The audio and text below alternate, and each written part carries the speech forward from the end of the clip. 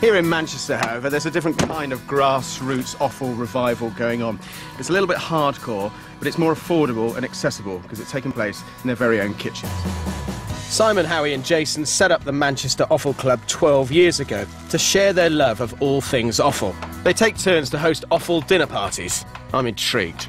Now, these guys meet once a month and they're serving delicacies like deep-fried calves brain salad and crispy pig's ears. They mean business.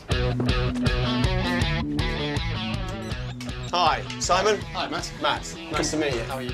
I'm going to try out some of their homemade delicacies, and I can't wait to find out what's on the menu. So what are we doing tonight, then? Well, we've got lamb's testicles. We're going to do a couple of different dishes with these. Right. We're going to do slices of lamb's testicles sauté with some nice wild garlic. Very nice. And then we're also going to put them inside a meatloaf, which we're amusingly going to call nut roast. Nut roast, OK. And if you think testicles is pushing it, then how about a large lymph node? We've tried some very strange things. We've tried spleen, which butchers affectionately call the melt. How was that? It was. It tasted like death, and chewy death, and chewy death. Chewy death at that. Yes, it was. What a lovely phrase. It was pretty awful. I mean, so you don't necessarily love every bit of offal? But we'd like to try it. You'll try it first? Yes. Yeah, absolutely. It's a brilliant attitude and one we should all adopt if we're going to rescue offal from the bin. I can't wait to get stuck in. Are you with me?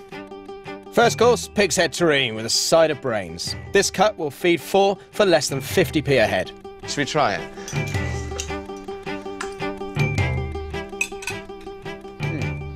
That was really good. Thank you. Really good. OK, gents, next course. A salad of crispy lamb's testicles, or fries, as they're more politely known. Looks beautiful. Thank you. Very, very delicate. Considering it's such a gutsy sort of dish, isn't it? The first time I had testicles actually was the texture really shocked me. For some reason, I got it into my head that they'd be chewy. Yeah. No, they're not. They're very And they're not at all. They are.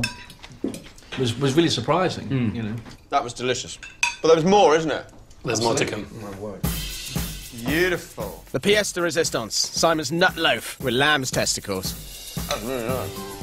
Do you find the spicing always works with offal? I think it does.